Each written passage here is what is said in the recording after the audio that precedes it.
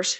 So yeah, if the horse keeps pulling his foot back or keeps kneading his foot back for whatever reason, or acts afraid as you approach the hind foot, that's a horse that needs a trainer or, a good horse owner.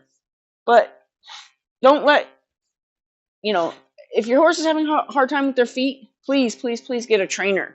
If you can't do the work, get a trainer for 2 reasons. One, because it's a benefit to you for cleaning out your horse's feet. It's a benefit to your horse so that they have the education. And it's certainly a benefit to your farrier. But if your horse is not good about having his feet handled, that's not something you just call the vet and have him sedated every time. No. Why would you do that? Why would you have to make an appointment with your vet to have your horse sedated every time he needs his feet done? Because a sedated horse is almost as dangerous sometimes as a horse that's afraid or an undereducated horse. A horse that's sedated could potentially have been over-sedated and fall on your farrier. Now, these are big horses, so to have that horse fall on the farrier would be ambulance, right?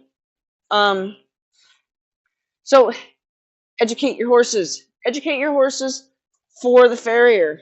When you handle your horse's feet for the first time, especially if they're babies, handle their feet for the farrier, not just for a quick pick out, right? Handle their feet.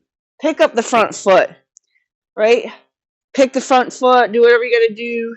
Slap the front foot.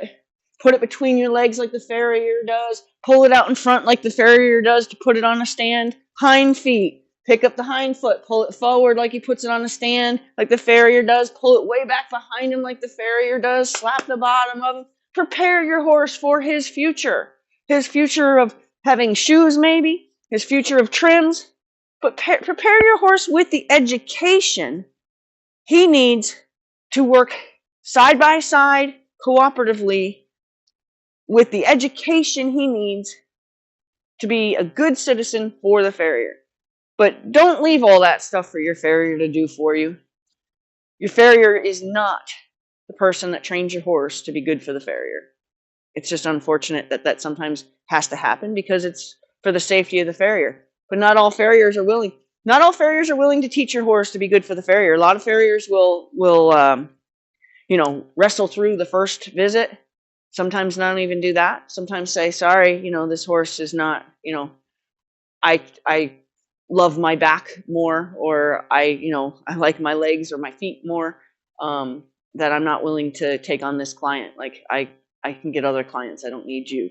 There's a lot of farriers that'll quit you. Now, what happens when you start going through farriers? Well, farriers will talk to each other. Your horse will be like the red flagged horse that nobody wants to work on. And then you got to keep paying attention to newbies out of school that are going to kind of take all that low hanging fruit, and your horse is going to fall on that level. And then even that guy, when he starts getting good enough and starts getting steady clientele, he's going to dump you. You're going to be that first horse he dumps. I don't want to have horses that my farriers don't want to work on. So anyway, train your horse for the farrier. It's not your farrier's job.